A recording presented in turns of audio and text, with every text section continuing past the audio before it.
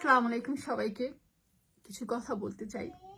দেশ তো স্বাধীন হয়ে গেছে, কিন্তু স্বাধীনের পরে এখন যে স্মৃতি, যে পরিস্থিতি দেখছি দেশের, এক একটা মৃত্যু মানুষের লাশ বের হচ্ছে, মানুষের গুম হওয়া বের হচ্ছে, আয়নাগর বের হচ্ছে, যে আয়নাগর কিনা মানুষকে এতটাই যন্ত্রণাদায়ক মৃত্যু দেয়, এতটাই যন্ত্রণাদায়ক, এত যন্ত্রণা কষ্ট দেয় যে সেটা কিনা বলার বাহিরে, আমরা বলে শেষ করতে পারবো না যে কি পরিমাণ কষ্ট।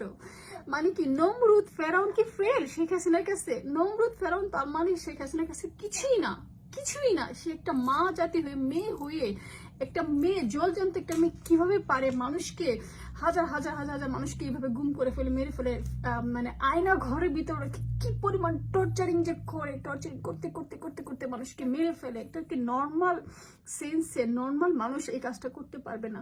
নমরুদ কি ফেরাউন কি? ফেরাউন নমরুদ চাচাতো বোনকে রেখে গেছে, ওরা তো মারা গেছে, চাচাতো বোনটাকে সাথে করে নিয়ে যেত, নিয়ে যেয়ে তারপর মারা যেত, একসাথে মারা যেত। তাহলে তো এখনকার এই জনগণ আমরা এত কষ্ট পেতাম না, আমাদের ভাই বোনটা মারা যেত না, বাবা মারা যেত না।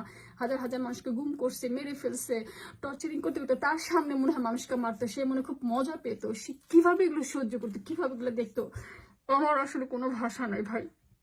আমি স্তব্ধ হয়ে গেছি ভিডিও দেখে।